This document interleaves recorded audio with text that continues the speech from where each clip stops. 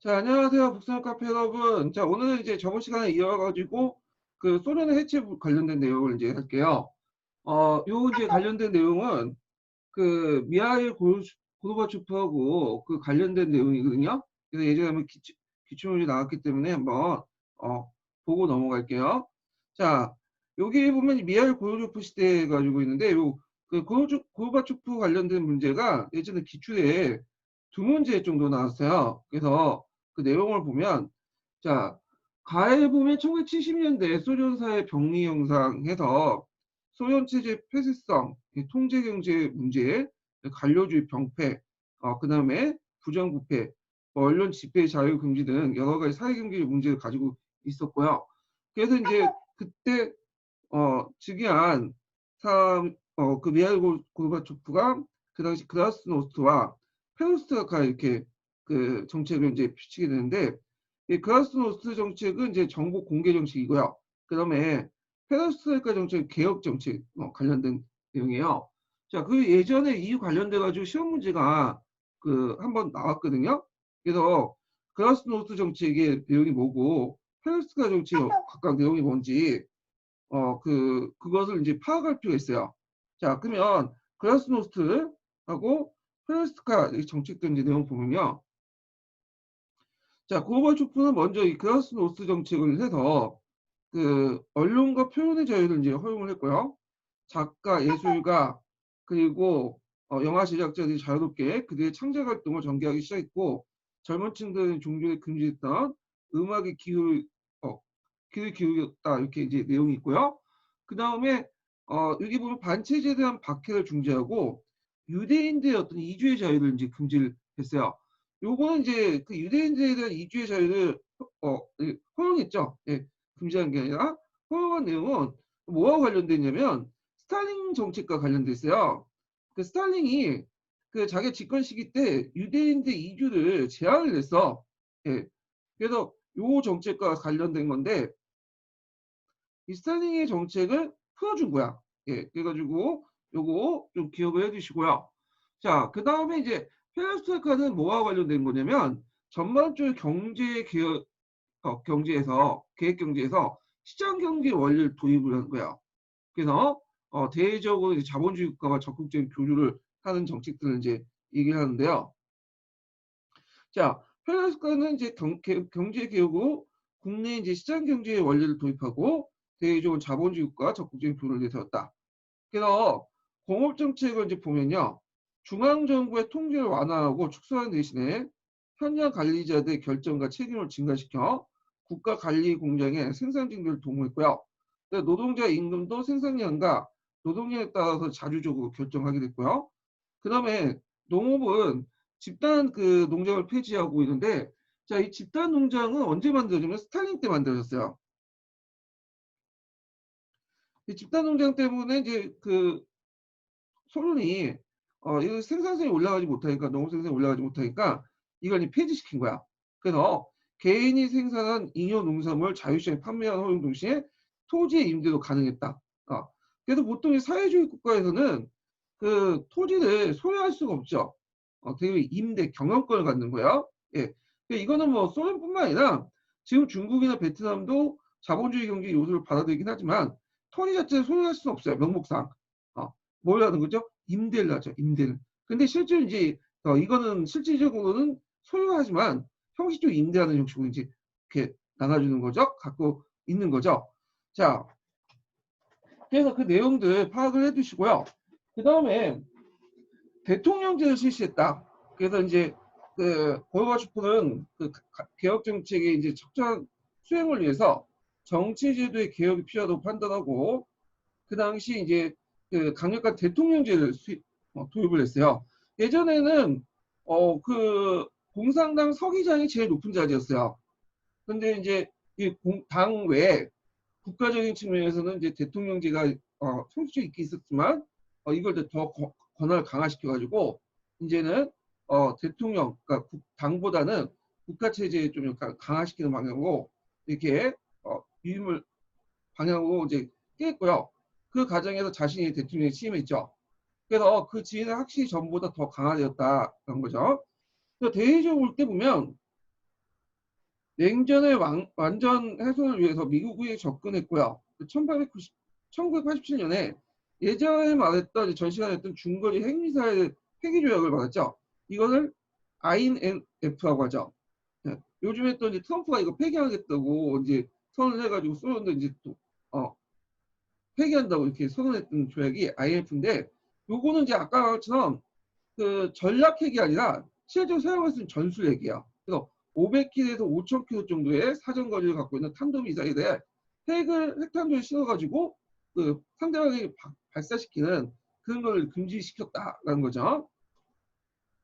그 다음에 여기는 안 나왔지만 또 뭐가 이제 있냐면, 이것도 이제 좀 약간 유명한 협정인데, 몰타 협정을 맺게 돼요. 몰타 협정. 1989년에 자, 몰타 협정을 맺게 된다. 자, 그래서 이 몰타 협정 내용도 이제 기억을 해주세요. 몰타 협정. 그 냉전 체제를 종식을 선언했던 협정이 몰타 협정이에요. 그 몰타 아시죠? 그 지중해에 있는 그 몰타 섬이 있어요. 예, 거기에 맺어져 있기 때문에 이제 고르바초프하고 그때 이제 그 미국 대통령이 만나가지고 몰타 협정을 맺었다. 예, 그래서 몰타 협정도 기억을 해주시고요. 그 외에도 이제 아프가니스탄에 이제 철수를 했고 군축 회담을 하는 등 여러 가지 이제 뭐냐면 대외적으로 이제 그 냉전 완화 정책을 했다는 거죠. 자, 그래서 이제 페데스의 결과가 좋았냐? 결과 별로 좋지 않았어요. 오히려 경제 상황이 오히려 악화되었고, 이런 대외적인 정책들, 아까 이제 말한 것처럼 냉전 완화 완전 해소 정책은 동유럽 국가의 어떤 자유화 바람을 불러일으켜서 소련의 통제력을 더 약화시켰죠. 결국에는 동유럽 하나하나 국가들 자체가 그 민주화 운동이나 이제 해서 공산당 정부가 뒤집어엎고 민주적인 정부가 이제 들어서는 이런 효과를 낳게 되죠. 예. 자, 하여튼 그러면 소련의 해체를 볼게요. 자, 고르바초프 때 이제 소련이 해체됐는데요. 그라스노스와 페레스트까지 자극받은 소련의 각 공화국 내에서 공화국가 소수민주의 자기가 독립요구가 분출되기 시작해요. 그래가지고 이때 이제 그 계기가 됐던 게 무슨 사건이냐면, 그 90년대 들어와서 1900년이 아니라 90년대요. 그 공화국들 중에 이제 그 자치공화국 중 안에 그 발트 삼국이 있어요. 네. 에스토니아, 라트비아, 리투아니아 이렇게 발트 삼국이 있는데, 이 발트 삼국부터 뭐냐면 독립운동이 일어나기 시작해요. 그래갖고 이제 발트 삼국의 독립운동이 일어나니까 이때 이제 처음에 리투아니아부터 이제 일어나죠. 네, 리투아니아 독립을 선언하니까 고르바초프가 경제 봉쇄를 하고 그 다음에 발트 지역에 군대를 파견해요. 근데 이제 이들이 이제 뭐냐면 계속 저항하니까 그 당시 이제 그 고르바초프가 깨닫거든. 공화국들의 어떤 독립을 무효금은 억제할 수 없다. 그래서 고르바초프가 중앙정부의 권한을 대폭적으로 공화국의 자치공화국이죠. 자치공화국이 이양하는 새로운 연방안을 제시를 해요. 그런데 이제 이것이 1991년에 그 문제가 생긴 거야. 왜 문제가 냐면 군부 내에서 그거에 대한 반발이 생기죠. 91년 8월 달에. 그래서 군부 내에서 쿠데타가 일어나요. 쿠데타. 그래서 쿠데타가 일어나서 고르바초프가 잠깐 유폐를 당하고 있는데, 자, 그때 엘친이라는 사람이 있어. 러시아 대통령 그 당시 이 러시아 대통령 엘친이 그 반발해서 시민들이 결집시켜갖고 결국에 쿠데타 세력을 뭐냐면 몰아내고 고르바초프를 다시 복귀를 시키죠. 연방 대통령으로. 자, 그래서 이제 결국에는 그 독립안이 이제 허용이 됐고요. 자, 이를 통해서 이제 아니 그 이렇게 해갖고 이제 새로운 연방안이 이제 제시를 했지만 쿠데타 때문에 이제 오히려 그 자치적인 의미의 연방안보다는 차라리 독립을 시키자 해가지고 각 공화국이 이제 독립을 허용하는 안이 채택됐어요. 예. 그래서 자치안보다 더 강한 독립안이 채택돼서, 그리고 이걸 계기로 소비에트 연방이 해체되죠.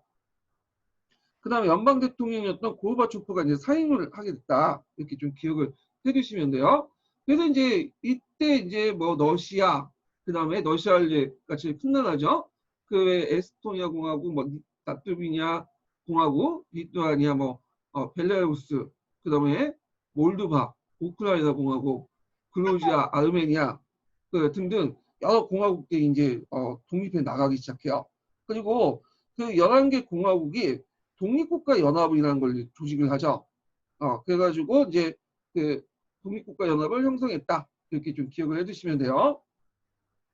자, 그 후에 뭐 러시아 사람 같은 경우에는 그 시험 문제 안 나오기 때문에 여기까지만 할게요. 예, 여기 소련 붕괴와 독립국가 형성까지 이렇게 이제 얘기를 했고요. 자, 동유럽의 이제 혁명 관련된 내용을 볼게요. 예전에 이거와 관련돼서 시험 문제 한번 나왔어요. 동독까지 서독의 통일 관련된 문제도 나왔고요. 자, 그럼 보면 자, 폴란드 같은 경우에는 1989년에 그 당시 그 폴란드 공산주의 체제가 붕괴됐죠.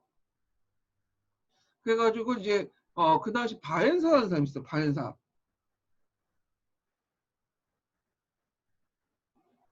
이 바엔사라는 사람이 자유노조를 이끌었거든요.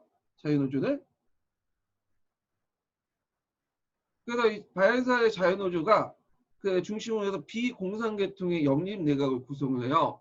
네, 그리고 공산당의 독재 포기, 공산당의 일당 독재를 포기를 하고 연립 내각이 구성이 되고요. 결국에는 이 바엔사가 대통령으로 선출되죠. 네, 그래서 바엔사 자유노조 활동 좀 기억을 해두시고요. 헝가리를 볼게요.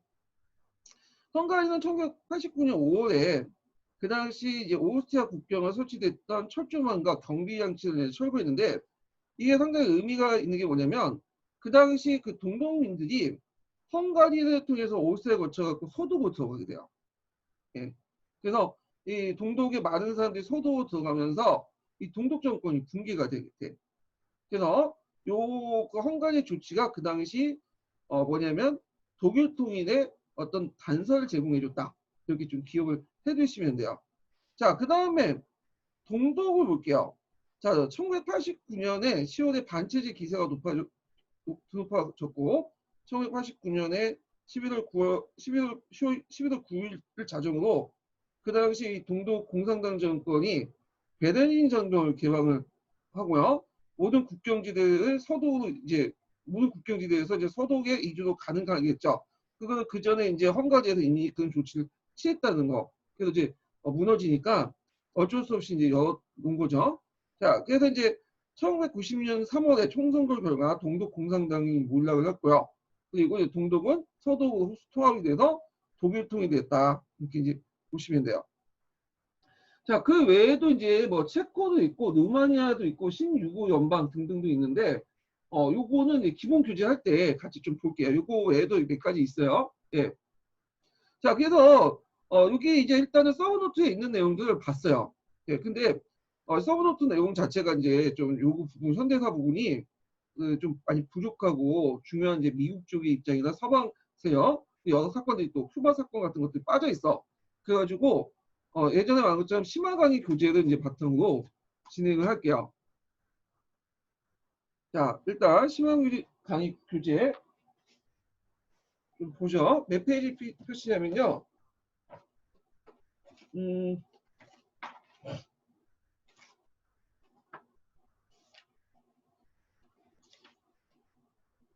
668페이지인가요? 네, 668페이지 한번 펴보세요. 네.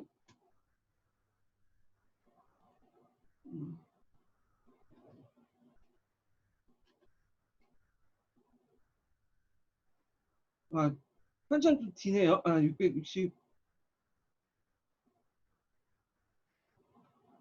뒤나, 저번, 약간 이제 제가 페이지 잘못 봤는데 673페이지 보세요.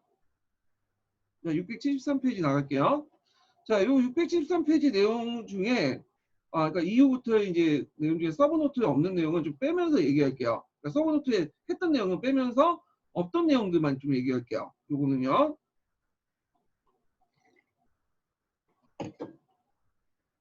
자, 전후에 이제 국제연합이 창설이 되죠. 국제연합이 창설되고요. 그래서 이 국제연합은 국제연맹과 달리 강력한 평화 유지책을 이제 세우죠. 그래서 무력으로 개입할 수 있는 그 여지를 놔둬요. 그래서 유엔군을 창설해서 국제 분쟁에 무력적으로 제재를 가할 수 있도록 했다. 그 다음에 이제 안전보장 이사회를 이제 뭐냐면 권한을 강화시켜서요. 산입 이상국의 거부권을 행사할 수 있는 조치를 하죠. 이 산입 이상국 여러분도 아시다시피 이제 5개나 하죠. 그 미국, 뭐 소련, 그 다음에 중국, 그 다음에 영국, 프랑스 이렇게 있는데 처음엔 중국은 대만 정부가 이제 그걸 하다가 나중에 지금 중공정부, 중앙인민공화국으로 이제 바뀌게 되죠. 근데 이 상임 이사국은 거부권을 행사하면 어떤 결정이 다 무효화됐기 때문에 한편으로도 이걸 이용해서 이제 미국과 소련의 대립이 빈번하기 시작했다.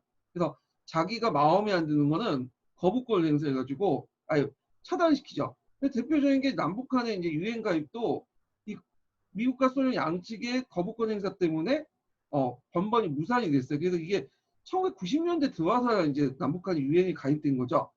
그래서 이제 북한이 이제 가입하려면 미국이 거부를 하고 우리가 가입하려면 소련이 거부하고 이런 식으로 해서 이제 그 거부권 행사를 한 거죠. 그 다음에 2차 세계대전 끝나는 패전국 처리가 제일 이제 문제가 됐던 건데 요때 이제 그 파리 강화에서 되게 외교업상은 다 파리에서 열려요. 그래서 되게 파리들이 많은데 하여튼 파리 강화에서 각 국가별로 개별 강화 조약을 체결하게 돼요. 근데 이게 좀 눈여겨볼 게 뭐냐면 패전국 처리에서 볼 때 상당히 뭐냐면 1차 세계대전 이후의 패전국 처리보다는 좀 온화한 처리를 했어요. 온건한 처리. 왜냐면 예전에 이제 패전국 처리를 할 때 1차 세계대전 끝나고 나서 패전국 처리할 때 패전국에 대해 막단 경제적인 어떤 배상금 요구하고 가혹한 조치를 취하다 보니까 나중에 이제 뭐 히틀러의 집권 배경이 되기도 했잖아요. 그걸 좀 연도해 둔 것 같아. 그래서 이제 독일부터 볼게요. 독일은 전후에 이제 뭐냐면 4개 국가에 의해서 이제 뭐냐 관리하게 돼요. 독일은. 그래서 동독은 소련이, 서독은 미국, 영국, 프랑스가 관리를 했는데 나중에 이제 소련 지역은 동독으로 이제 관련해서 나가고 미국, 영국, 프랑스의 관리 지역은 서독으로 독립을 하죠.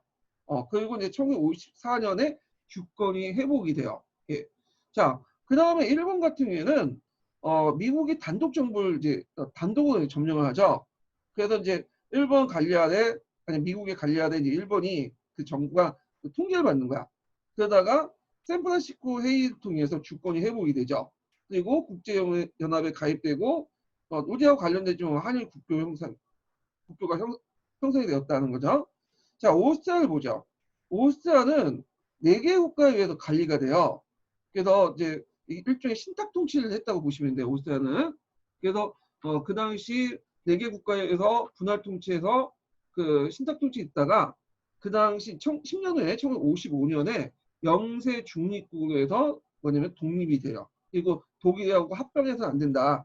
이렇게 단서를 달면서 오스트리아가 이제 독립해 나가고요. 자, 그 다음에 이탈리아 같은 경우에 1946년에 왕정이 붕괴되고 공화국이 수립되죠. 예전에 왕정이었어요. 그래서 요거 이렇게 이제 파악을 해두시면 될 것 같아요. 자, 그 다음에 냉전체제 성립 보기 전에 예전에 시험 문제 나왔던 것이 뭐냐면 누른베르크의 전범재판 관련된 내용이 나왔죠. 요거 이제 좀 보고 넘어갈게요. 이게 이제 어디 있냐면요.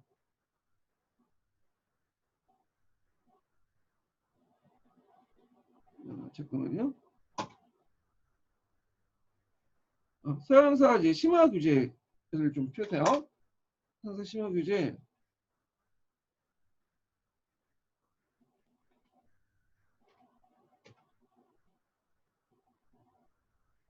이 페이지를 피시면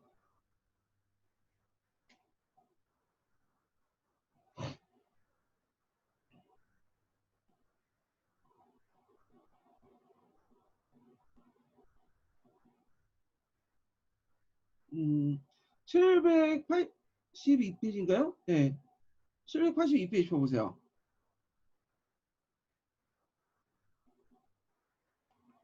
자, 여기 보면 이제 누른베르크와 도쿄의 극동재판소의 이제 전범재판 관련된 내용이 나오는데 예전에 이제 그 2년 전에 그 시험 문제 나왔기 때문에 좀 볼게요.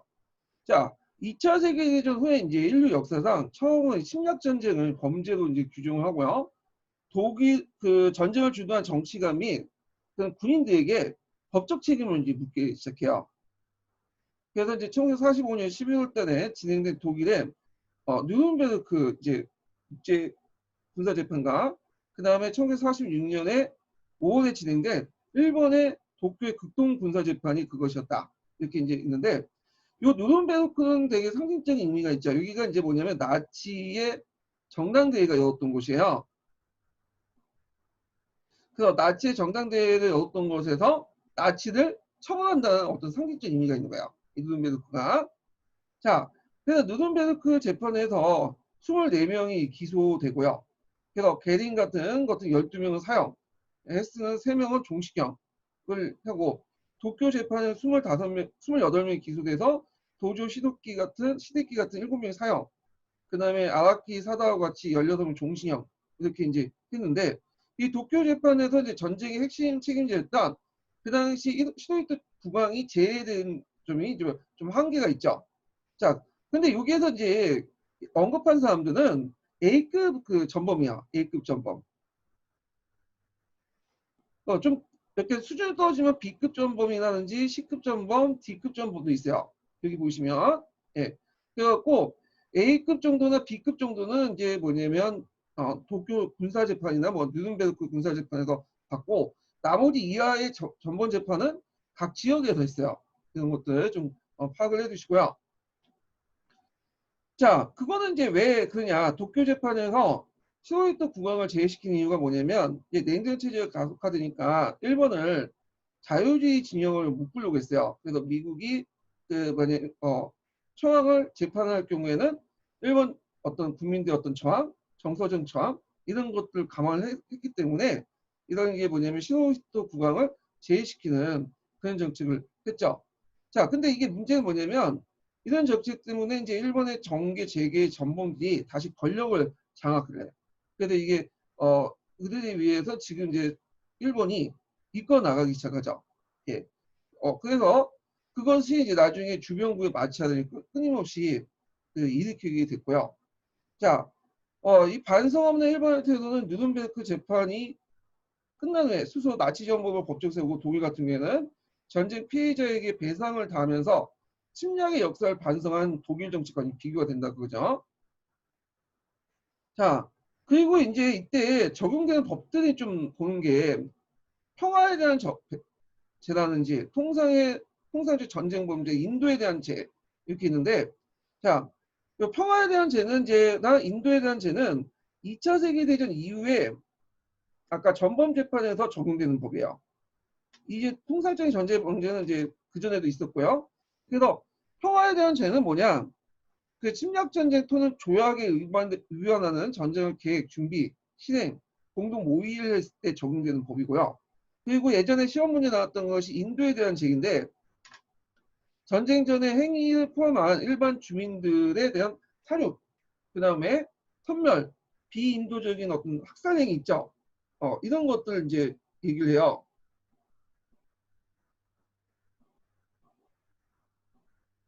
그 정치적 종교적 이유에 의한 박해 등등 이렇게 하는데 이거 대표적인 게 뉴른베르크 전범 재판에서 유대인 학살 같은 거 있죠. 아이만 관련된 내용이 이 아이만이 적용된 법이 인도에 대한 죄야. 그래서 그 밑에 그 아돌프 아이만 관련된 내용이 있거든요. 한번 읽어보세요. 그래서 이 사람은 이제 SS 중령으로서 유대인의 문제에 대한 최종 해결에 개입을 해갖고 주로 유대인 밖에 실무 책임자를 맡았던 사람이 아이만이에요. 그래서 이 사람이 주로 어떤 역할을 하냐면 유대인들을 실어가지고 기차 실어가지고 그 강제 수용소, 그러니까 선멸 수용소죠. 선멸 수용소 보내는 그런 역할을 했어. 그래가지고 이제 2차 세계 직후에 이제 미국한테 잡혔지만 다시 가짜 이동하고 포수용소에 있다가 탈출했다가 다시 더 걸렸다가 이탈리아 도주했다가 아르헨티나로 다시 도피를 했어요. 그래서 이제 감염을 거기에 살고 있다가 이스라엘 정보기관이었던 모사드에게 체포돼가지고 그 이스라엘에서 공개 재판 후에 1962년에 교수형에 처한 인물이에요. 예. 그와 관련된 영화도 만들어졌어요. 자, 아이만 예전에 한번 시험 문제 나왔고 요거 교과서에도 나와 있죠. 예. 그래서 이번에 나왔기 때문에 저 2년에 나왔기는 더 이상 안 나올 것 같긴 해요. 그렇지만 이제 그 앞에 있는 평화에 대한 죄, 그 다음에 인도에 대한 죄, 요거는 좀 기억을 해두세요. 자, 그러면 이제 다시 심화강의 내용을 이제 다시 더할게요. 자, 냉전체제 성립 과정을 이제 좀 보면 이 과정에서 이제 여러 가지 이제 기구들이 만들어지고 그렇게 이제 경제 원조 정책, 뭐 트루먼 독트린이라든지 마샬 플랜 이런 것들이 이제 행해지기 시작하는데, 자, 냉전이라는 건 콜드 워이라는 뜻이죠. 소련과 미국 간의 어떤 심해 균형 관계가 이루어진 게 냉전 체제예요. 이때는 소련과 미국은 형식적으로 외교 관계를 맺어요. 싸우진 않아요. 자기끼리. 왜 싸우지 않냐면 미국과 소련은 다 뭐가 있어요? 핵무기가 있죠.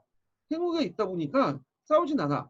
그렇지만 소련의 영향력 있는 국가와 미국에 있는 영향력 국가들이 대리전 양상을 하게 되죠. 서 싸우면서. 예. 그 대표적인 게 뭐 한국 전쟁이라든지 그런 정책 전쟁들을 얘기하는 건데, 자, 냉전의 전개를 보면요.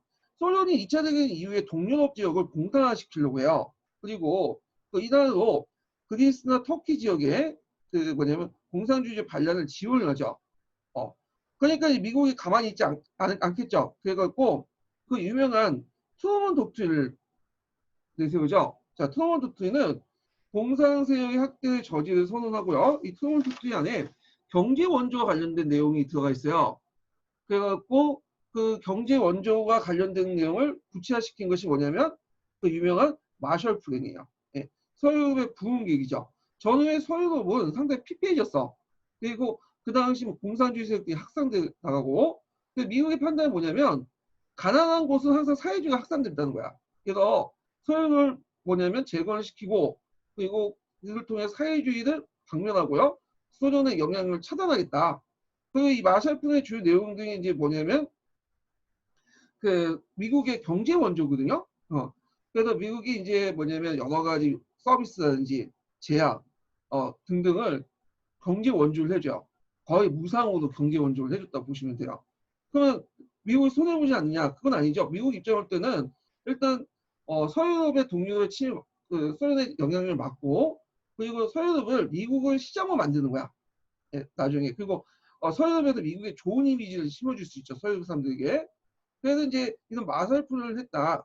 자, 처음에 이 마샬플랜은 동유럽과 러시아도 뭐냐면 들어오려고 했는데 여러 가지 문제도 이제 들어오지 못해요. 그래가지고 나중에 자기끼리 이제 뭐냐면 그 마샬플랜에 대항해가지고 그 코메콘이라는 경제 상호 원조회의를 이제 만들죠. 자, 소련의 대항을 볼게요. 소련은 코미포럼을 조직하죠. 예, 코미포럼은 공산당 정보국이라는 의미인데, 이거는 이제 소련이 이제 그 앞에 미국의 마샬 계획을 이제 맞서가지고 뭐 코메포럼이라든지 코멘콘 같은 걸 조직을 했어요. 이 코미포럼의 조직 내용은 이제 그 전에 코미테도 있죠. 이 코미테 부활? 이렇게 이제 보시면 돼요. 그리고 경제 상호 원조 회의로서 코메콘을 이제 만들었고요. 그 다음에 나토 있죠. 국제선 조약기구 그 군사기구에 대항해가지고 바르샤바 조약기구를 이렇게 창설했어요. 그래서 WTO 이게 많이 들었죠. 다자간 협정. 예. 그래서 지금 국제 그 무역기구 이제 얘기인데 국제 무역기구하고 약자가 비슷해요. WTO가. 자, 그래서 예전에 저도 이거 몰랐다가 시험 문제 검토하는 도중에 좀 알게 됐어요. 자, 그날 베를린을 봉쇄를 하죠. 예, 1948년에요.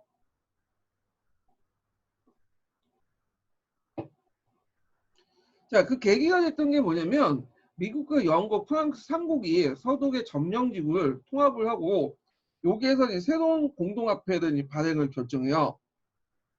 자, 이러니까 이제 소련 입장 볼 때는 얘네들이 이제 그 뭐 세계국 지역 점령지구를 묶어서 독립국가를 만들려고 하는구나 생각을 하겠죠. 그래서 그거에 대한 반발 차원에서 그 당시 서독과 베를린 간의 지상 수송로를 차단시켜.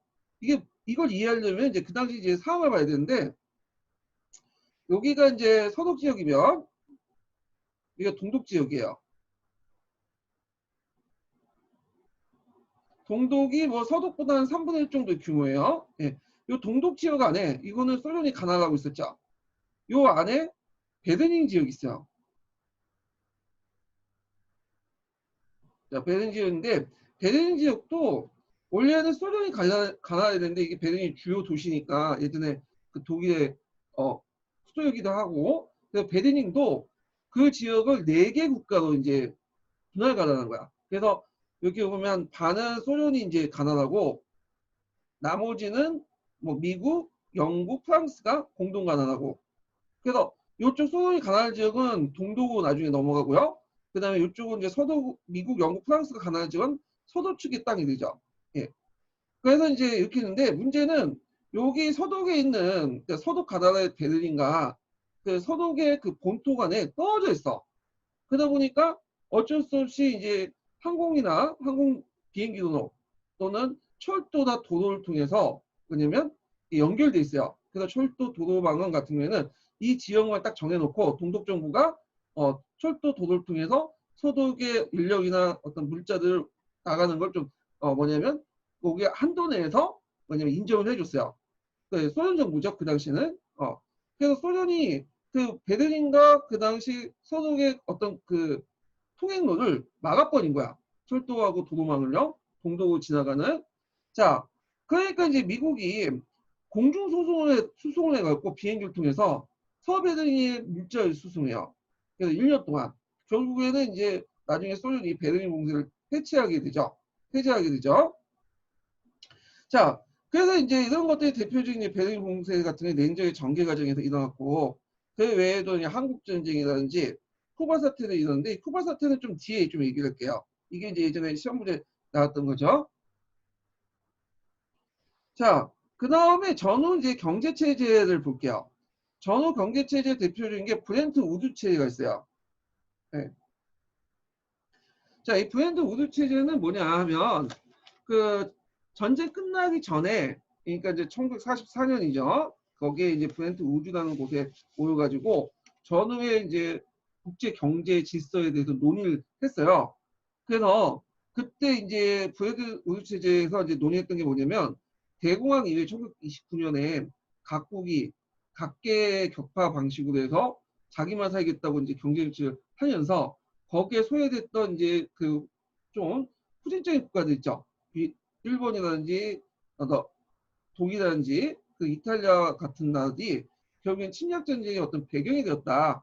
그래서 이런 앞으로 대공 같은 큰 경제적인 어떤 세계적인 경제적 문제가 생길 때 예전처럼 개별 국가들이 움직이지 않고 자기만 살겠다고 국제적 협조 체제를 만들자. 그래서 이래서 이제 이런 위기를 극복하자. 국제적인 협조 체제를 만들어가지고 그 목적으로 이제 뭐냐면 브랜드 우주 체제를 만들었던 거예요.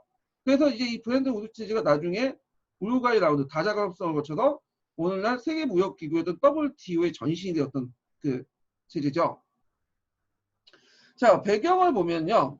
일단은 그 식민지 국가 독립, 사회주의 학대 대응하기 위해서 미국이 중심이 돼서 자본주의 국가 간의 어떤 협력 강화, 또 자본주의 경제체제 유지 이런 것들을 목적했고 그 다음에 이제 또 하나는 아까 얘기한 것처럼 1929년에 어떤 그 대공황 때 개별 국가들의 어떤 역사적 그 개별 국가들이 경제 위기를 극복하는데 국제협조보다는 개별 국가들의 어떤 자기 나름대로 어떤 방식을 통해서 극복하는 과정에서 소외돼서 자본주의 기반에 취약한 나라들이 파시즘이 문화는 파시즘이 확산되었고 침략 정책을 일으켰잖아요. 그래서 자본주의 국가 간의 어떤 상호 체제가 필요하다. 이런 경제 위기 때 이런 목적에서 이제 브랜드 우주 체제를 결성했어요. 자, 브랜드 우주 체제 이제 관련 기구를 보면요. 국제통화기금 IMF가 있죠. 지금도 있죠. 예. 그다음에 국제부흥개발은행 IBRD가 있는데 요거는 어떤 특정한 국가가 이제 위기에 빠졌을 때 이런 기구들을 통해서 국제금융기구를 통해서 지원을 해주죠. 그래서 우리도 이제 한때는 IMF로부터 지원을 받았죠. 자, 그냥 지원을 해주는 게 아니에요. 네, 세상에 공짜가 없다고. 그 당시 그 여러 가지 조건을 달았죠.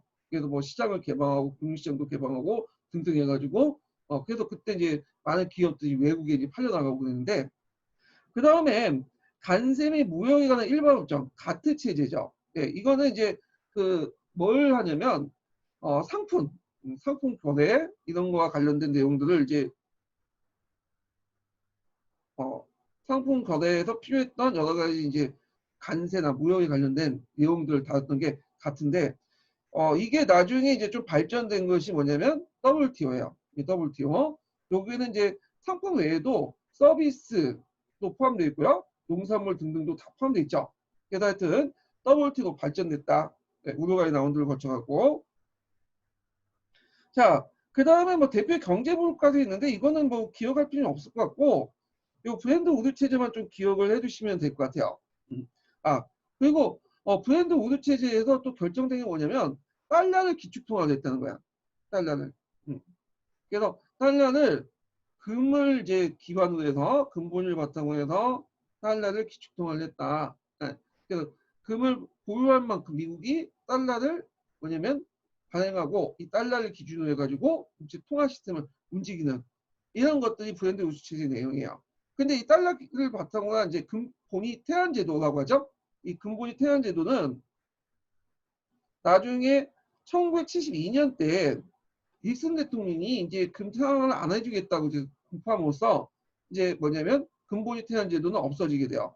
그래서 이제 달러는 이제 마음대로 발행을 하죠. 근데 지금도 달러는 기축통화죠. 금을 저당으로 잡고 발행을 하지 않아도 달러는 기축통화가 돼요. 그건 뭐냐면 이 달러의 가치를 뭘로 유지하냐면 지금 페트로달러라고 말 들어보셨죠? 석유 있죠, 석유. 석유로 유지하고 있는 거예요, 지금. 그래서 제일 지금 큰 산유국이 지금 사우디아라비아잖아요. 중동 쪽에 있는 두바이유 같은 것들이 이제 제일 중요한 시장인데 두바이유, 그러니까 사우디아라비아를 이제 중심으로 두바이유를 거래할 때는 뭘 거래하면 달러로 거래해야 돼. 이것이 사우디아라비아와 미국이 서로 협정을 맺었어. 미국이 사우디아라비아를 도와주고 후원을 해주는 대신에 사우디아라비아가 그 달러를 거래했던 아니 석유를 거래했던 달러로 결제로 만들었어요. 그러니까 그 주변에 있는 그 친미 국가 성향의 이제 국가들이 같이 따라하죠. 그래서 석유를 거래했던 달러로 결제하도. 그러니까 달러가 지금 석유 때문에 가치가 계속 유지가 되는 거야. 예. 근데 미국은 자기 필요할 때마다 계속 양적 완화라는 이름으로 달러 그냥 찍어내잖아.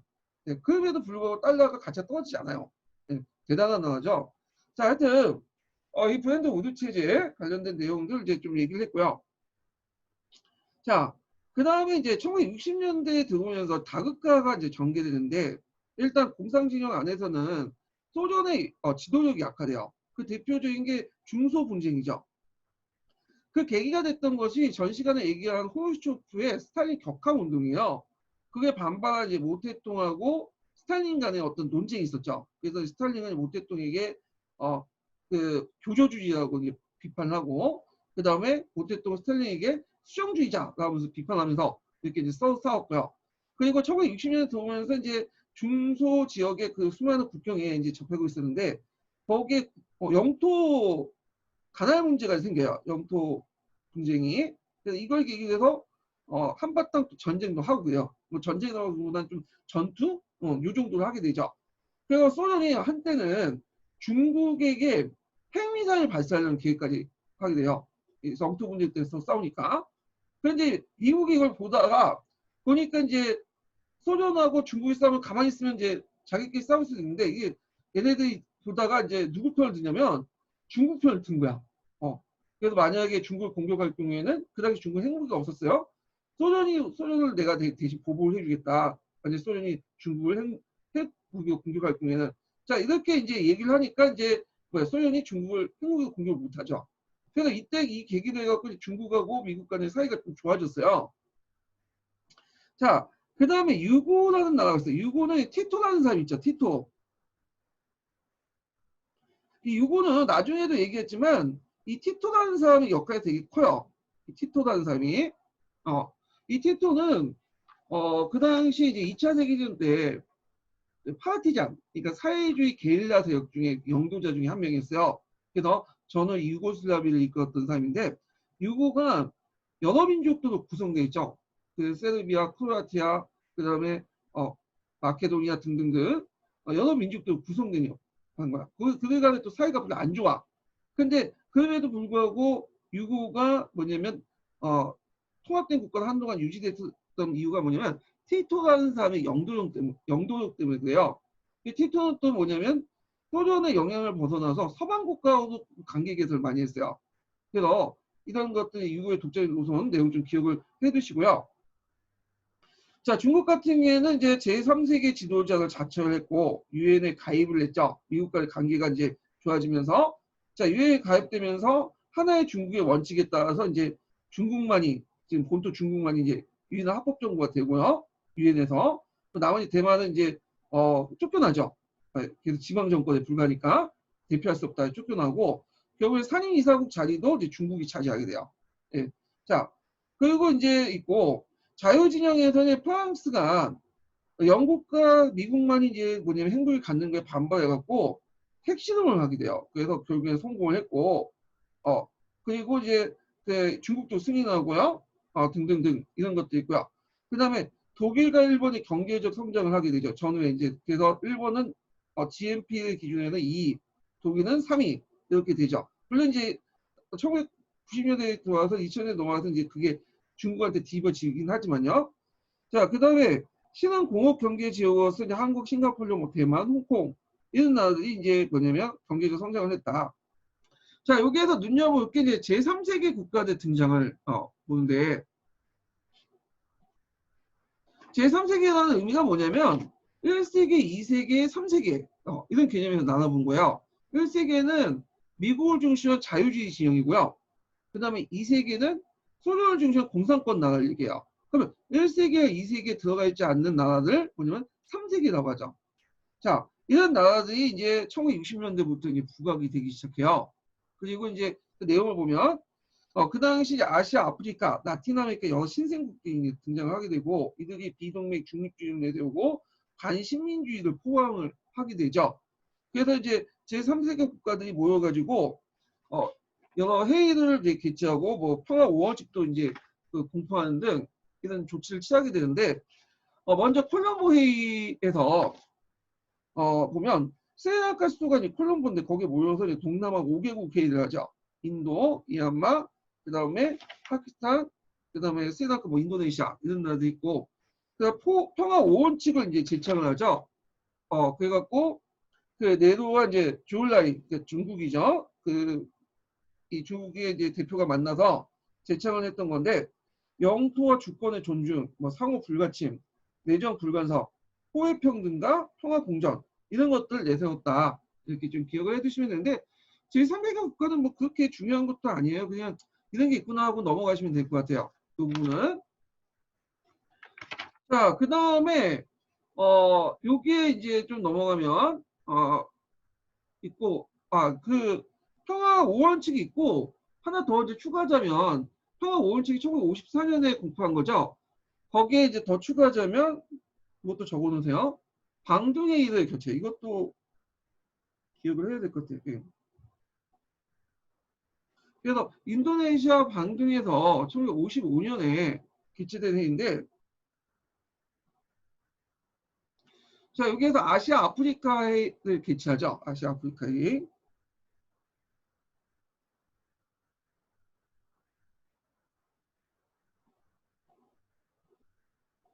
자 그때 이제 평화 10원칙을 이제 제시해요.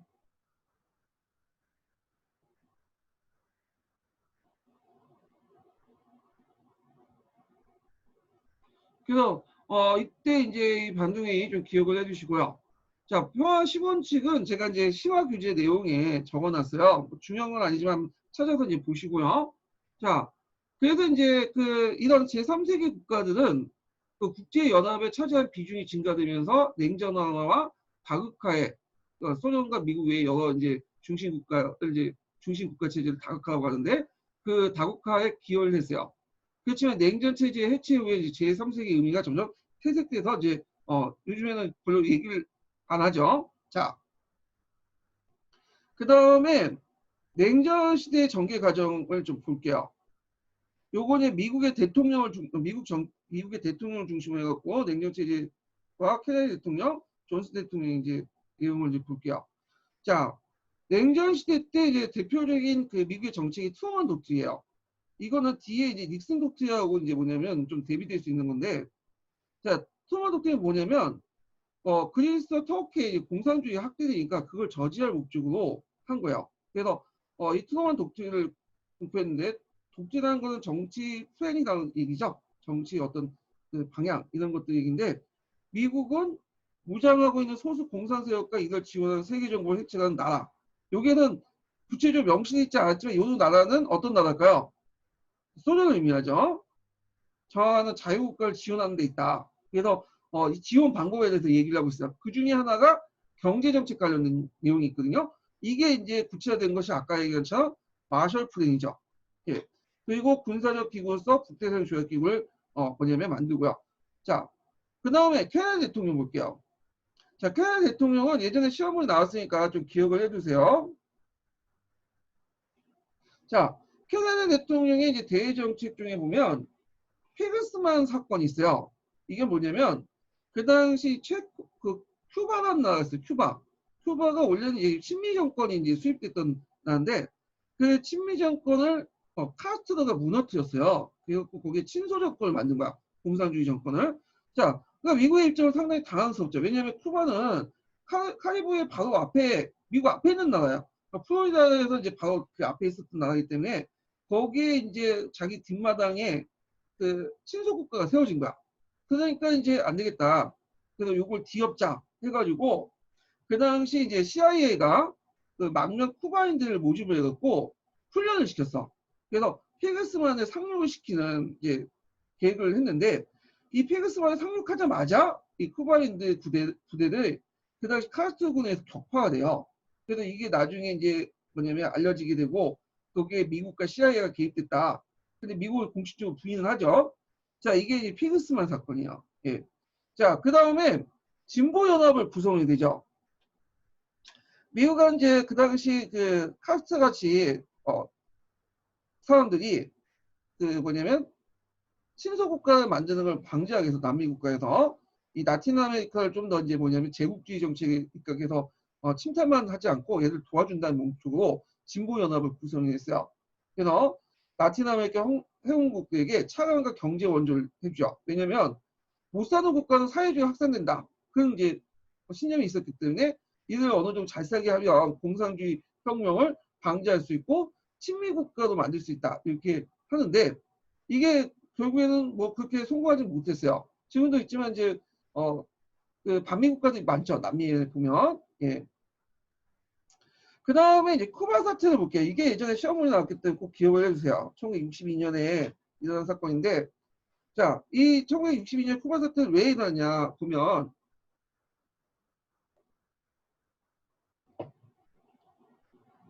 자, 먼저 미국이 먼저 시작했어요. 미국이 터키에다가 그러니까 소련의 뒷마당이죠. 그 터키에다가 그 미사일을 뭐냐면 미사일 기지를 설치했어요. 그러니까 이 말은 뭐냐면 터키에 미사일 기지 설치했다는 거 바로 앞에다가 쏠 수 있다 너는. 그러니까 소련이 그 대응 차원에서 바로 그 뭐냐 미국의 뒷마당이었던 쿠바에다가 미사일 기지를 설치한 거야. 자, 그러니까 이제 위기가 고조되죠. 케네디 그걸 이제 뭐냐면 철거하라고 요구하고 소련은 안 하겠다고 버티는 거죠. 치킨 게임을 벌이고 있는 거예요. 그래서 미국과 소련이 핵전쟁 바로 직전까지 갔어요. 근데 이제 가다가 막 달려가고 달려오고 있는데 열차가 갑자기 튼 건 누구냐면 소련이죠. 그때 이제 그 소련의 서기장이 누구냐 후르츠초프인데 그래서 결국에는 소련이 뭐냐면 미사일 철수를 하게 되죠. 쿠바에서. 그리고 나서 이제 서로 간에 이 같은 위기가 처했을 때 핵정제 바로 직전에 미국과 소련의 수뇌부가 서로 연결시켜주는 한라인을 이제 설치하게 돼요. 그래서 위기를 극복하자. 핵정제는 이기지 말자. 예. 자, 이게 쿠바 사태야. 그래서 이제 이때 후르쇼프가 미국의 이제 케네디 대통령한테 굴복한 거는 아니지만 일단 이렇게 비춰진 거죠. 소련 국내에 그 소련 강경파에 의해서 후르쇼프가 이제 쫓겨나게 돼요. 예. 자, 그 다음에 이제 케네디 대통령의 특징이 뭐냐면 민권 정책을 했다. 그래서 흑백 차별 개선을 했다. 그래서 이제 그 당시 남부에서는 여러 가지 명분으로 그 흑인들에게 선거권을 주지 않았어요. 피선거권을 주지 않았고. 그래서 이제 흑인들에게 뭐 그 한 것을 이제 이런 식으로 하고 또 차별 정책을 하죠. 얘는 분리 정책이라고 하는데 그래서 미국의 중앙 정부에서 그 당시 입법을 통해서 아예 그거를 주정부의 그 차별활동, 남배 주정부의 활동들을 금지시킨 거야. 그래서 흑인들의 어떤 뭐냐면 여기 투표권도 주고요. 시민권법을 만들어가지고 그리고 흑백 차별 정책, 분리 정책을 이제 폐지시키는 그런 정책이었죠. 이게 이제 케네디 대통령 그 존슨 때까지 계속돼요. 이걸 민권 정책이라는데 이 민권 정책 때문에 이제 지지 세력이 바뀌게 되죠. 예전에 민주당은 남부와 백인들이 지지했던 정당이에요.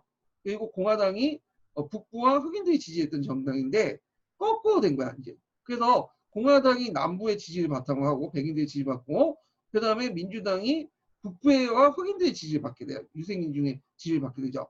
자, 그래서 이제 완전히 뒤바뀌는 그런 정책들, 정치 역학구도가 뒤바뀌는 그런 정치 세력들이 바뀌는 지지 세력이 바뀌는 정책들을 이 민권 정책을 통해서 했다. 이렇게 좀 보시면 되고요. 자, 케네디 대통령이 이제 암살당하잖아요. 그래서 부통령 존슨이 대통령이 되는데 이때 무슨 사건이 나냐면 통킹만 사건이 나요. 이거 예전에 기초에 나왔던 건데 그 통킹만에 있었던 미국 배가 베트남의 그 어대적인가요? 하여튼 그 초계함인가 거기에 공격을 받은 거야. 그래서 이걸 계기로 해서 미국이 공식적 베트남 전쟁에 참여했어요. 예전에는 남베트남 안에서 베트콩만 토벌하는데 이제 죽였는데 이 베트콩의 배후가 북베트남이잖아요. 그러니까 북베트남을 치려고 하는데 뭔가 건수가 있어야지. 그래서 이 통킹만 사건을 계기로 해갖고 참여하게 됐다. 나중에 이제 미국의 이제 극비 문서를 해제를 해 본과 극비 문서가 이제 이렇게 풀어져 가서 보니까 통킹만 사건은 미국의 조작 사건이었어요. 미국이 이 사건을 만들어낸 거죠. 하여튼 이 사건을 계기로 해갖고 베트남 전쟁을 참전했다. 이거 좀 기억을 해주시고요. 자, 근데 이 베트남 전쟁에서 상당히 이제 미국이 고전을 하죠. 예. 그래서 이제 그 많이 병력을 파견해도 그 당시 베트공하고 북베트남을 확실히 제압을 못해요. 예. 그 과정에서 이제 무슨 사건이 일어나냐면 나중에 이제 베트남사 할 때 좀 얘기할 텐데 구정공세라는 사건이에요. 구정공세. 베트남에 구정이라는 게 있어요. 우리나라 그 설날 같은 우리도 구정 있잖아요. 이 구정 때 베트남하고 남베트남하고 베트콩하고 북베트남 미국이 모여가지고 요 기간 동안 구정 연휴 기간 동안 싸우지 말자 합의를 했었어. 그래가지고 이제 있어가지고 그 합의에 따라서 남베트남 군인들이랑 이제 이 사람들이 이제 부대에서 휴가를 나가고 그랬는데 그 틈을 이제 합의를 깨고 그 당시 베트콩하고 북베트남군이 남베트남 여러 곳을 공격한 사건이 있어요. 이 구정공세야. 그래서 이제 처음에는 이제 좀 당했지만 곧바로 미국이나 남베트남 반격 때문에 실질적으로는 실패했어요. 이 사건이. 그래서 북부 베트남 군하고 베트콩이 이때 많이 죽었다고 그래요. 근데 문제는 전투에선 패배했는데 그걸 이제 미국 언론들이 좀 가장해서 미국이 당한 것처럼 이렇게 막 퍼뜨린 거야. 그래서 미국 공사관 대사관이 일시 좀 공격받은 거 가지고 그걸 사진 찍어가지고 미국 그 형병들 시체 좀 너부러져 있는 걸 찍어가지고 보도한다든지 부정 공세 때 베트남 군이 공격해가지고 파괴된 내용들만 그 언론에 보도를 하게 된 거죠. 자, 그러니까 이제 미국에서 전쟁에도 이김에도 불구하고 이런 것들만 맨날 이제 패배한 내용들만 막 패배한 이미지들만 보내주니까 미국에서 이제 국민들이 막 들고 일어난 거야. 우리 젊은이들이 죽고 있다. 그러면서 이제 반전 여론이 형성이 되죠. 그래서 이 반전 여론을 이용해갖고 단성된 사람이 닉슨 대통령이야. 그러니까 닉슨 대통령 입장을 볼 때는 이 반전 여론을 어느 정도 이제 수용할 수밖에 없잖아요. 그래가지고 이제 공포한 것이 뭐냐면 닉슨 독트리야. 이 닉슨 독트리. 자, 닉슨 독트리는 주요 내용이 뭐냐? 그 미국은 베트남 전쟁 때 같은 군사적 개입을 피하고요. 강대국 해이 위협을 제외하고는 아시아 각국의 내란을 개입을 하지 않겠다. 그러니까 아시아 문제는 너네들이 알아서 해라. 자주적으로. 다만 우리는 그 핵 우산만 제공해주겠다. 그 외의 내용들은 너희들이 자력으로 해결해라. 이 내용이에요. 이게 닉슨 독트리의 주요 내용인데 자, 그 닉슨 대통령 내용이 그 밑에 있어요. 미국은 앞으로 베트남 전쟁 같은 군사적 개입을 피한다. 미국과 동맹을 맺은 국가 또는 미국의 안보에 직결된 국가의 자유를 어떤 핵무장 국가 위협될 경우에만 미국이 핵우산만 제공해주겠다. 그래서 이제 요 내용이요. 그러니까 아시아 나라들이 여러 나라들이 이제 먼저 자주적 행동을 해라. 이런 게 닉슨 독트리인데 이 닉슨 독트리는 그 앞에 있었던 그 트루먼 독트리하고 좀 대비되는 거죠. 트루만 독트린 같은 경우에는 그 당시 그리스와 터키에 뭐냐면 지원을 해주니까 소련이 공산주의 학대를 저지해서 미국이 적극적으로 개입하는 그런 정책인데 비해서 요 닉슨 대통령 반대로 뭐냐면 어떤 의미가 있어요? 개입 안 하겠다는 거야 지금. 네. 그래서 대비되는 거죠. 그래서 요 앞에 거는 냉전 시대의 절정이었던 이제 시작을 했던 그 트루먼 독트린을 통해서 냉전 시대의 시작을 알렸다면 요 뒤에는 닉슨 독트린 냉전 시대의 이제 끝을 알려주는 그런 이제 독트린이라고 이제 볼 수가 있죠. 그래서 이거는 우리나라하고도 관련돼 있어요.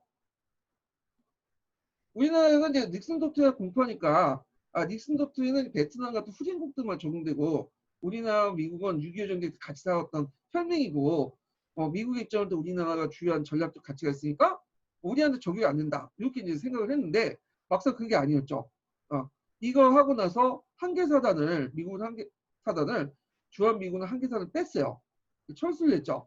그래서 이제 그때 박정희가 그 타격을 받고 이거 안 되겠다 해가지고 자주국방을 외치면서 이제 뭐냐면 여러 가지 이제 무기도 만들고 심지어는 핵무기도 이제 만들려고 했던 거죠. 자,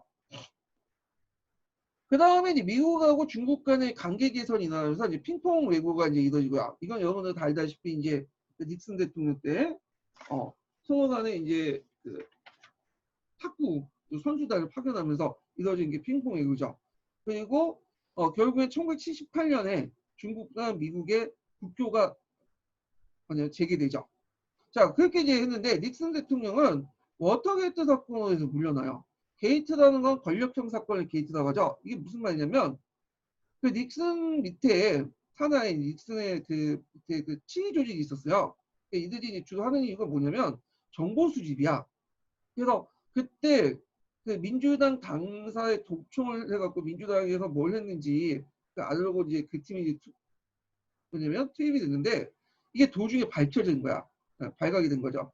그래서 이걸 해보니까 그 배후에 닉슨 대통령이 있는 거예요. 그러니까 처음에는 닉슨 대통령이 부인했다가 증거가 들으니까 이제 앞으로 이제 3월 하원에서 이제 탄핵을 하겠다고 하니까 그 탄핵 직전에 박근혜처럼 끝까지 버티는 게 아니라 그냥 물러난 거죠. 나 물러나겠다 해갖고 물러났어요. 그래갖고 자진 사임을 했다. 닉슨 대통령이. 그 워터게이트 사건도 유명한 사건이니까 기억을 해두시고 예전에 한번 기출 예문으로 나왔던 거예요. 예. 자, 그래서 이제 미국의 정책 관련된 내용도 있고요. 그 외에 대통령은 뭐 그렇게 볼 만한 건 없으니까 시험 문제에서는요. 예, 그냥 건너뛰고요. 자, 소련은 그 아까 얘기했죠. 요것도 이제 있고 동유럽하고 이제 서독 정책을 이제 볼게요. 자, 여기 보면 이제 그 독일의 정치와 이제 동부 유럽 정책을 보면 브렌트라는 사람이 있어요. 이게 3인당 출신인데 이 사람이 집권하자 동방 정책을 했어. 동방 정책. 동방이라는 것은 그 당시 러시아 그 당시 동유럽, 소련하고 동유럽과 관련된 관계 개선 정책이죠. 동독하고 관련된. 예. 그래서 종전의 할슈타인 원칙을 포기했죠. 이 할슈타인 원칙이 뭐냐면 소련이 동독 승인 국가는 외교 관계를 맺지 않겠다. 근데 이제 동독이나 뭐랑 이런 이제 여러 국가들과 이제 수교를 안 맺겠다 이런 원칙들이죠. 자, 그래서 동유럽 국가하고 수교 안 맺었어. 근데 이 할슈타인 원칙이 포기됨으로써 뭐냐면 이제 그 서독이 동유럽 국가들과 수교를 맺게 되죠. 그 다음에 그 동독과 서독이 이제 상호 승인을 하고 국제연맹을 동시에 가입을 했고요.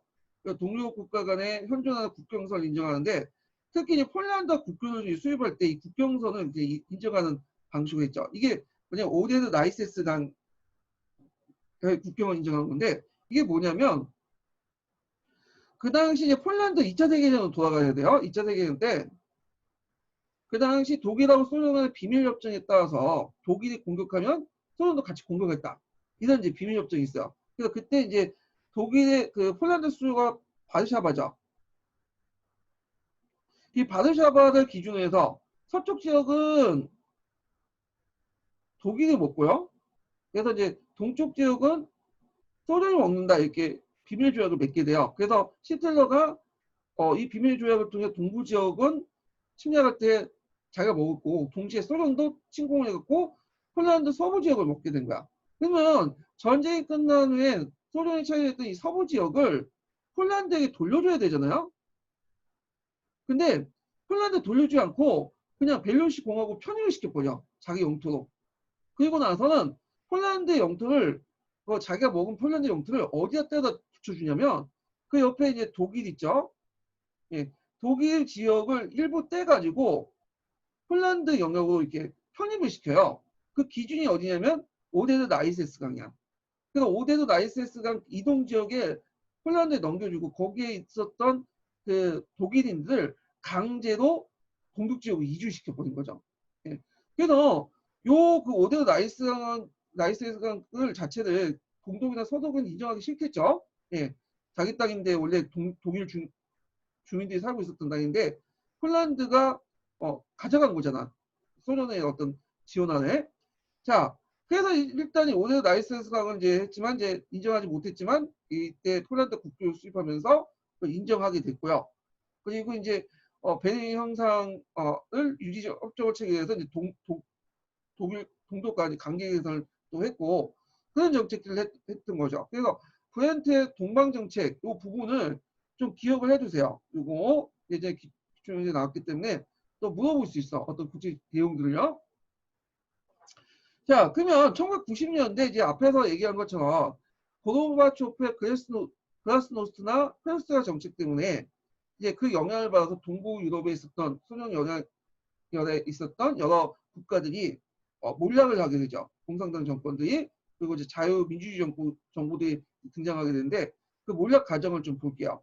자, 헝가리하고 그 폴란드는 예전에 한번 얘기를 했고요. 그 아까 아침에 거기에 얘기 안 한 것만 좀 보면 체코가 있죠. 체코는 베벨 혁명이 성공했다. 베벨은 구두노 옷감을 얘기해요. 그것처럼 평화적인 방법으로 공산당 정권을 물리쳤어요. 그래서 이제 베벨 혁명이 나왔는데 공산당이 시민포럼 같은 반체제 단체 후보들에게 권력을 평화로 양도함으로써 그 의회 다수당을 지를 포기하고요. 그러면서 공산당 독재를 종식시켰어요. 그리고 원래 체코와 슬로바키아가 합쳐졌던 국가죠. 근데 원래 다른 민족 구성되어 있는 나라예요. 그래갖고 이제 갈등이 좀 있었는데 이때 이제 체코와 슬로바키아가 분리돼 나가요. 그래서 이제 체코 공화국, 뭐 슬로바키아 공화국 이렇게 분리돼 나갔다. 자, 그 다음에 루마니아에선 차우세스크라는 그 독재자가 있었는데 민중봉기도 뭐냐 잡혀가지고 처형당했고요. 그 다음에 불가리아에서 공산당 개혁파들이 정권을 차지했고요. 그 다음에 이제 신유고 연방을 구성했는데, 자, 여기에서 이제 문제가 됐던 게 뭐냐면 이제 그 과정에서 그 내전과 분열이나, 원래 유고는 티토라는 사람에 의해서 유고 연방이라는 게 있었죠. 그래서 이제 여러 다양한 민족들이 함께 뭐냐면 결집돼 있었어요. 근데 서로 사이가 나빴는데 티토가 죽고 나서 10년 뒤에 한 1990년 들어오면서 이제 티토라는 구심점이 사라지니까 그 안에 갈등이 폭발돼 나가는 거야. 그래서 이제 그 당시 크로아티아, 그 당시 세르비아, 그 다음에 뭐 슬로베니아, 마케도니아, 뭐 보스니아 헤르츠고비아 지역의 해교도들 이렇게 이제 그런 것들 갈등이 났죠. 그래서 제1차 그 유고 내전이 일어나죠. 1차 유고 내전은 크로아티아가 독립을 하니까 이제 세르비아가 거기에 반발하고 싸웠던 게 제1차 유고내전이에요. 결국 크로아티아가 독립을 하죠. 자, 그리고 제2차 유고내전이다. 이게 제일 중요한데 제2차 유고내전이 어느 지역에서 일어나냐면 보스니아 헤르츠고비아 지역에서 일어나요. 이 지역이. 예전에 사라예보가 이제 주도였던 곳이죠. 이 지역은 뭐냐면 세 개 민족이 같이 있었던 거예요. 그러니까 세르비아, 크로아티아, 그 다음에 해교도 오스만 투르크들이 지배하고 있었기 때문에 이슬람교를 믿었던 사람이 많아요. 제일 큰 비중을 차지했던 게 해교도고요. 그 다음에 세르비아였어요. 근데 여기에 있는 세르비아 사람들이 세르비아 본국의 지원을 받고 대세르비아라는 명목 아래 이제 이 지역을 장악하려고 했어요. 그러면서 해교도와 크로아티아를 단지 쫓겨나는 게 아니라 얘를 추방시키는 게 아니라 인종청소를 했죠. 인종청소. 잡힌 데 다 죽여버리고 여자들을 집단 강간시키고, 예. 그래서 이제 문제가 됐던 거야. 그래서 결국 유엔이 개입되었고 이제 결국은 해결하는 식으로 하고 그 외에도 그 뭐냐면 여러 나라들 그 연방에 있었던 예전 유고 연방에 있었던 여러 나라들이 독립해 나가요. 그러면서 그때마다 또 내전이라고 그 코소보 사건도 일어나고 등등. 자, 그래서 이제 그렇게 다 뿔뿔이 흩어지고 나서 지금 이제 그 세르비아를 중심으로 해서 몬테네그로인가 여기 중심에 신유고 연방이 또 구성이 돼요. 그래서 이제 이때 되면서 이제 이렇게 나갔다. 그래서 지금 이제 유고는 뭐 크로아티아, 마케도니아, 그다음에 몬테네그로, 뭐 세르비아, 그다음에 등등 여러 이제 국가들로 분리돼 나갔죠. 예. 그다음에 독일 통일은 이제 그 앞에 얘기를 했죠. 예. 그래가지고 이제 이렇게 한번 받고 좀 쉬었다가 좀 쉬운 거는 기출문제를 일단 풀어보고 이제 좀 쉬죠. 예, 기출문제 풀어보고 이제 좀 쉬도록 하죠. 자, 기출문제 몇 페이지를 풀어보시냐면요.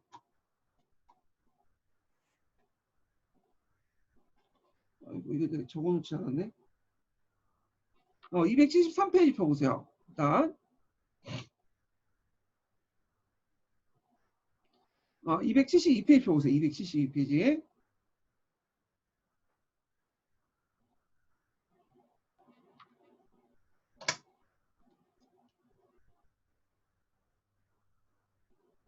자, 이거는 이제 전쟁 범죄와 관련된 전후 전쟁 범죄와 관련된 거와 그 다음에 그 독일의 그 유태인 그 학살 관련된 내용이거든요.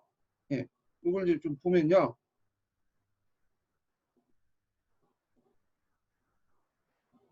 잠깐만요. 저도 찾아봐야 되니까.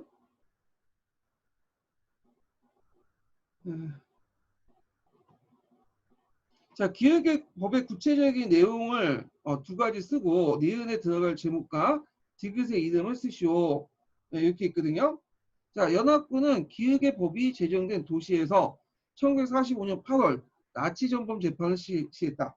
자, 요 기획에 들어갈 법이 뭘까요? 뉴른베르크 법이에요. 뉴른베르크 법.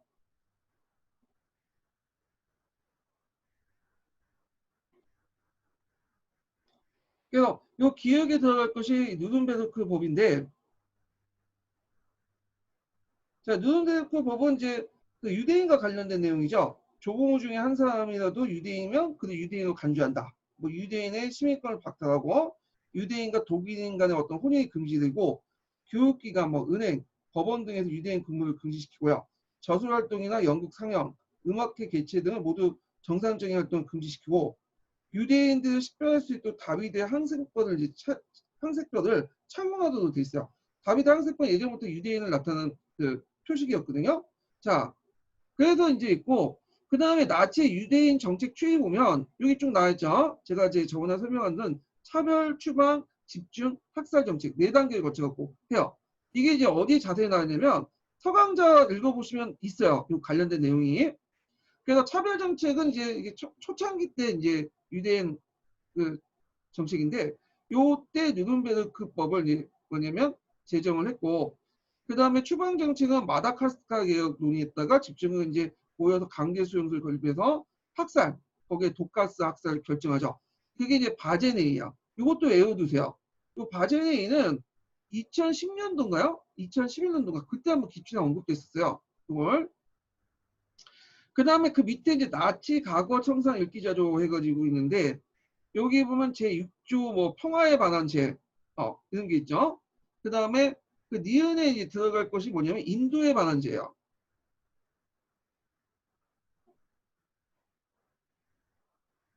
아까 얘기했지만 전번 재판에서 이게 평화에 관한 죄와 반환죄와 인도에 관한 죄 이 두 가지를 신설했죠. 그래서 그 전범들 처리했다고 했어요 이때. 그래서 이 평화에 관한 죄하고 그다음에 인도에 관한 죄 요거 좀 기억을 해두셔야 될 것 같아요. 그러면 이제 인도에 관한 죄를 보면 민간인의 살해, 집단 학살하고 노예하고 강제 이송하거나 정치, 인종 또는 종교적 이유로 박해하는 행위를 포함한다. 이게 인도에 관한 죄죠. 나치의 이제 유대인 학살 이런 것들을 이제 처벌하기 위한 거죠. 그리고 이제 평화에 관한 죄는 거기 전쟁 범죄를 이제 규정을 했죠. 그래서 여기 보면 이제 예전부터 이제 전쟁 범죄라고 생각한 것들을 이제 쭉 언급을 하고 요거 외에도 이제 여긴 없지만 그 전쟁을 계획하거나 의도하거나 모의하는 활동도 평화에 관한 죄에 이제 속해요. 자, 그래갖고 이제 말을 잘못했네요. 예, 전쟁 범죄는 따로고요. 이거 예전부터 있었던 거고 평화에 관한 죄는 이제 아까 얘기한 것처럼 전쟁을 계획하거나 의도하거나 이런 것들을 다 평화의 반환제예요. 그래서 요 두 개, 인도의 반환제와 평화의 반환제는 2차 세계대전 후에 신설된 거죠. 이 전쟁 범죄에 관련된 건 예전부터 있었던 거고요. 예. 자, 그 다음에 나와 관련된 내용은 누구와 관련된 거냐면 아이만과 관련된 거예요. 아이만.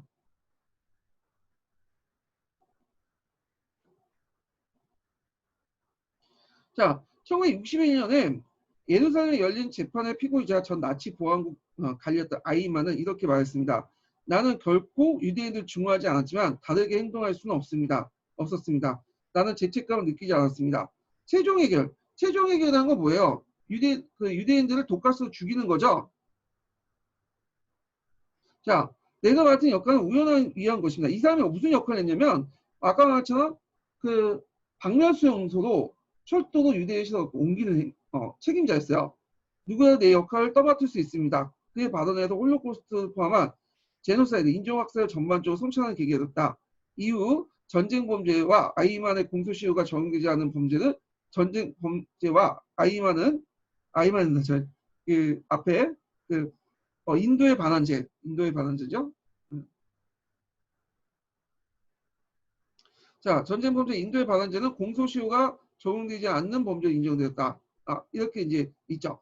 그래서 여기에는 이제 어, 제노사이트에 대한 전반적인 성찰하는 계기가 되었다라는 건 아까 얘기한 것처럼 그때 이제 아이만으로서 유명한 것이 뭐냐면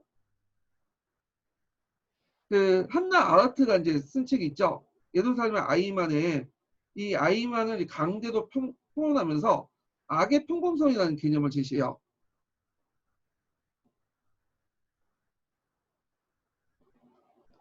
자, 이거는 뭐냐면 자신에게 주어진 명령이 어떤 의미를 지니는지 반성적 사고를 하지 않은 채 단순히 그것을 수행하는 모습을 어, 표현하기 위한 개념이죠.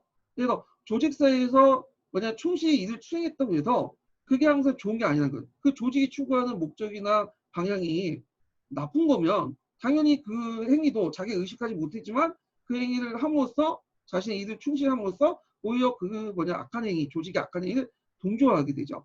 이게 단순히 제노사이드 문제가 아니라 현대 여러 사회의 어떤 조직의 문제점 이런 것들이 같이 성찰하는 어, 계기로서 이제 이 악의 평공성이라는 개념을 제시를 했어요. 그래서 제가 기출 문제를 이제 뭐냐면 그 분석에 그거와 관련된 내용을 적어놨으니까 좀 파악을 해주시고요. 자, 그래서 이제 요 문제를 한번 풀어봤고 뒤에 넘어가서 관련된 문제 또 풀어볼게요. 이거 좀 많네요. 예. 그 2차 세계대전 이후에 소련과 유럽 관련된 뭐 미국의 정책 관련된 내용은 좀 쉬었다 갈게요. 이 부분은요. 예.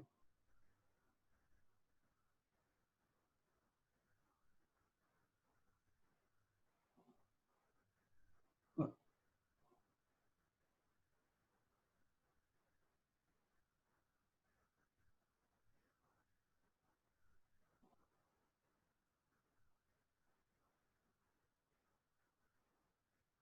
제가 쉬었다 하겠습니다.